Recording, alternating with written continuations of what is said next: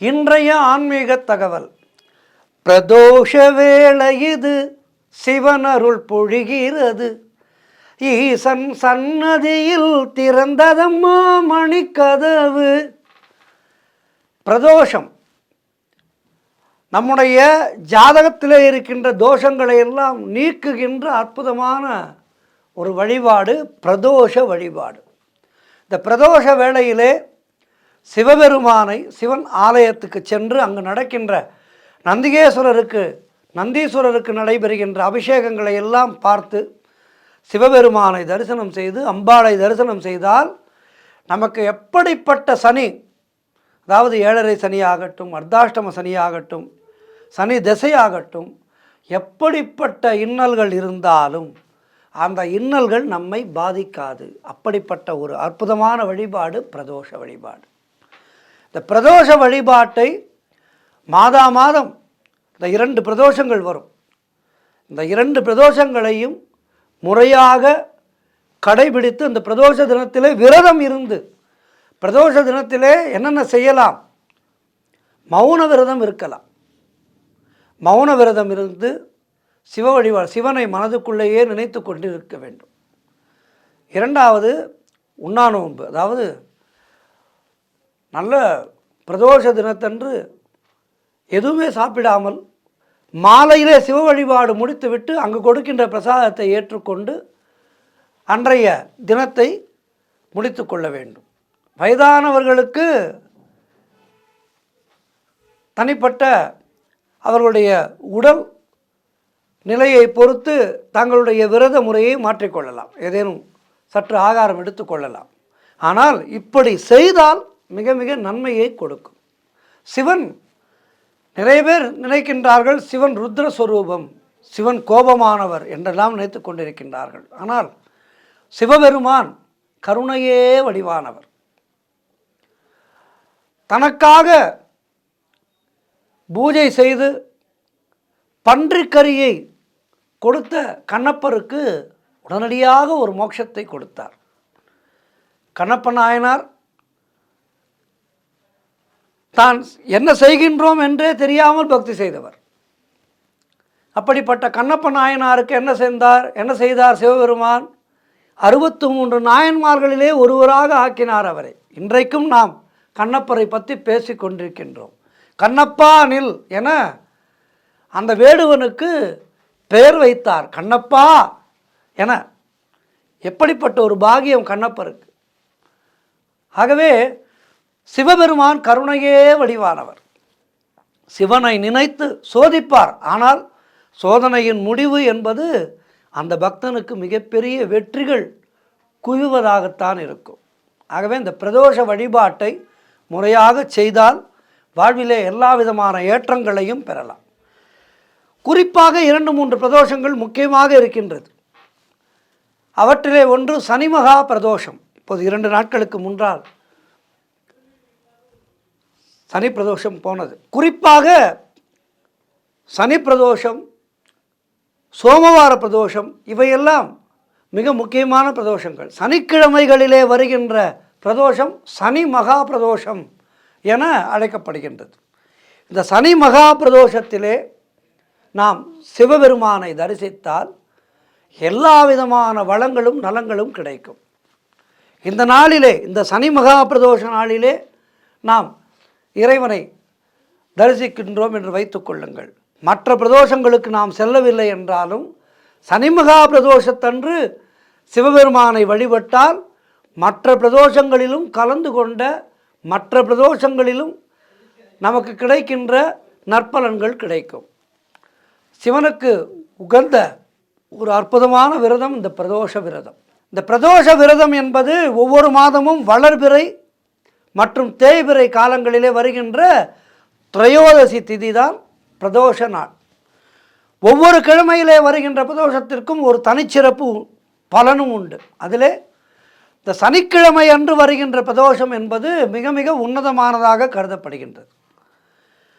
நம்முடைய ஜாதகத்திலே இருக்கின்ற பிரதானமான தோஷங்களை நீக்குவது இந்த பிரதோஷ வழிபாட்டினுடைய முக்கியமான ஒரு அம்சமாகும்.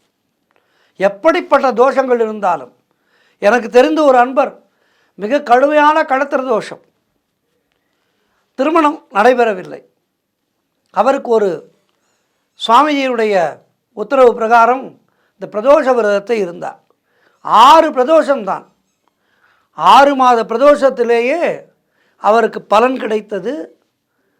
திருமணம் நல்லபடியாக நடந்தது. இப்போது குழந்தையோடு நன்றாக இருக்கின்றார். நான் கண்ணால் கண்டது. பிரதோஷ விரதம் இருந்தேன், என்னுடைய வாழ்க்கை மேம்பட்டது என்று சொல்வார். அவர் மனைவி வந்த நேரம் அவருடைய தொழிலும் உச்சத்திற்கு சென்று விட்டது. இப்போது மிக நன்றாக இருக்கின்றார். ஆகவே இவெல்லாம் அடியன் பார்த்த உதாரணங்கள், அதனால் சொல்கின்றேன். பிரதோஷ விரதம் என்பது மிக மிக முக்கியமானது. சிவபெருமான் தேவர்களை எல்லாம் காப்பாற்ற ஆலகால நஞ்சை உண்ட நேரம், அந்த நஞ்சை உட்கொண்ட நாள் சனிக்கிழமை. எனவேதான் சனிக்கிழமை என்று வருகின்ற பிரதோஷம் என்பது சனிமகா பிரதோஷம் என்று பெயர் பெற்றது. சிவபெருமானை நாள்தோறும் வணங்குகின்றோம் என்றாலும் இந்த பிரதோஷ காலத்திலே எம்பெருமானை ஆலயத்துக்கு சென்று வணங்குவது மிக அற்புதமான ஒரு பலனை நமக்கு ஏற்படுத்தி தரும். பிரதோஷ காலத்திலே ருத்ராட்சம் பூண்ட அடியாரை காண்பதே ஒரு சிவபெருமானை கண்ட ஒரு பலனை நமக்கு கொடுக்கும் என்று சொல்கின்றது சாஸ்திரம். ஆகவே ஒவ்வொரு மாதமும் வளர்பிறை மற்றும் தேய்பிறை திரையோதசி தினங்களிலே மாலை 4:30 மணி முதல் 6 மணி வரை உள்ள அந்த பிரதோஷ காலத்திலே சிவன் கோவிலுக்கு தவறாமல் சென்று அங்கு நடக்கின்ற அபிஷேக ஆராதனைகளை கண்டு,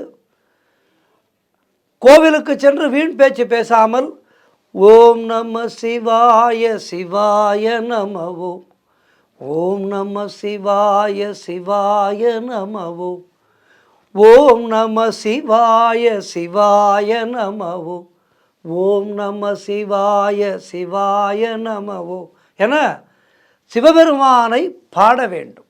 உங்களுக்கு பாடத் தெரியவில்லை என்றாலும் பரவாயில்லை. அந்த நேரத்திலே சிவனுடைய நாமத்தை சொல்பவர்களுக்கு அத்துணை பலன்கள் கைமேல் கிடைக்கும்.